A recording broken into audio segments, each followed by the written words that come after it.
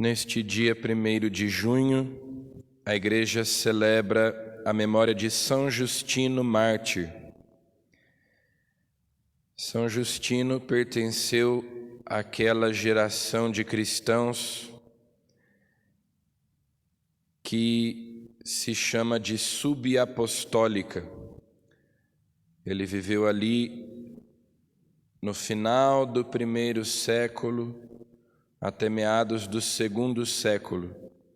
Portanto, aquela geração que sucedeu a dos apóstolos.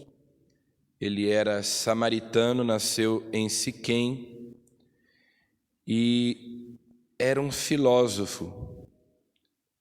Estudou a filosofia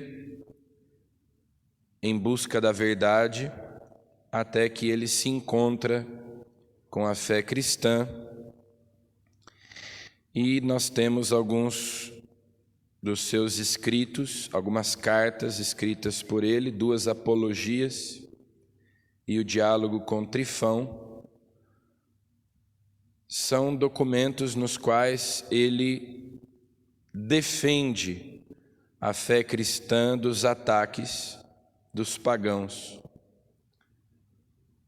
No caso da sua primeira apologia, ele responde ao imperador Antonino Pio as acusações que se faziam contra os cristãos, e nós temos uma das mais antigas, ou a mais antiga descrição da celebração eucarística, de como os primeiros cristãos celebravam a Santa Missa. E ele, então, termina a sua vida sendo martirizado em Roma, derramando seu sangue por amor a Cristo, por amor à Igreja. Foi um desses primeiros a defenderem a fé cristã e tentarem uma espécie de conciliação entre a filosofia, a teologia, a razão e a fé.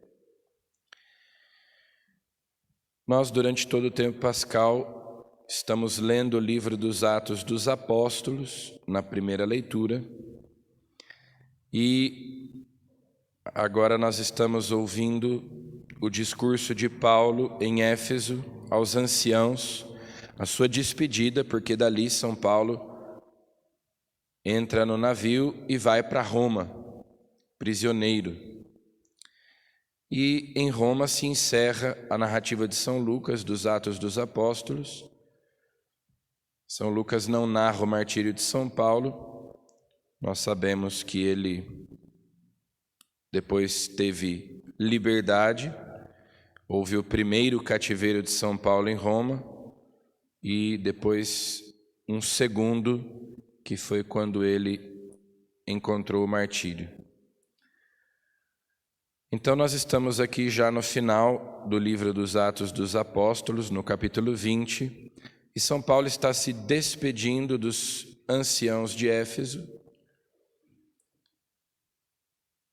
e ele diz: cuidai de vós mesmos e de todo o rebanho sobre o qual o Espírito Santo vos colocou como guardas para pastorear a igreja de Deus.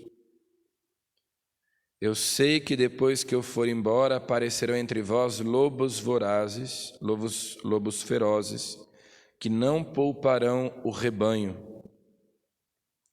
Do vosso próprio meio aparecerão homens com doutrinas perversas, que arrastarão discípulos atrás de si. Então São Paulo já antecipava o surgimento das heresias, que apareceram em grande número entre os primeiros cristãos, e durante pelo menos 3, 4, 5 séculos, até ali o início da Idade Média, um grande número de heresias havia entre os cristãos, que foram duramente combatidas pelos padres da Igreja, para que a doutrina dos apóstolos fosse conservada, não fosse adulterada. Então São Paulo já antecipa o surgimento desses partidos, desses grupos entre os cristãos que adulterariam a verdade do Evangelho, mas que seriam combatidos justamente pelos sucessores dos apóstolos, pelos presbíteros, pelos bispos, aqueles que Deus tinha estabelecido como pastores do seu povo. Um dado interessante a respeito de São Justino é que ele era leigo. São Justino não era bispo, não era presbítero, era um leigo que se dedicava a estudar filosofia e também depois a fé cristã, a propagá-la, a defendê-la. Depois a leitura termina com todos prorrompendo em grande pranto, lançando-se ao pescoço de Paulo, por ele ter dito que não voltaria a vê-los, já também predizendo a própria morte, o próprio martírio. E São Paulo embarca, tendo como meta de sua viagem a cidade de Roma. E no Evangelho, também nós que já há várias semanas estamos lendo o Evangelho de São João, a partir do capítulo 13, Jesus, na última ceia, o seu discurso de despedida. Agora nós chegamos ao final, que é o capítulo 17, onde nós temos a oração sacerdotal de Jesus. Não tivéssemos ontem celebrado a festa da visitação, nós teríamos lido o início do capítulo 17. Na oração sacerdotal, Jesus pede ao Pai por nós. Então, no encerramento da última ceia, Jesus, que antes estava se dirigindo aos discípulos, agora começa a se dirigir ao Pai, e os discípulos, e nós temos a oportunidade de ver aí, Jesus absorvido pela presença do Pai, dialogando com Ele, falando com Ele, e falando com o Pai a nosso respeito, intercedendo por nós, pedindo por nós ao Pai, como nosso intercessor, como sumo e eterno sacerdote. Por isso se chama oração sacerdotal, sendo o nosso mediador entre Deus e nós. E aqui ele pede, sobretudo, o dom da unidade para a igreja, que eles sejam um, como nós somos um, e que o Pai nos preserve do maligno, porque o mundo nos odeia, assim como odiou Jesus. Ele se sacrificou por nós, eu me consagro por eles, a fim de que eles também sejam consagrados na verdade.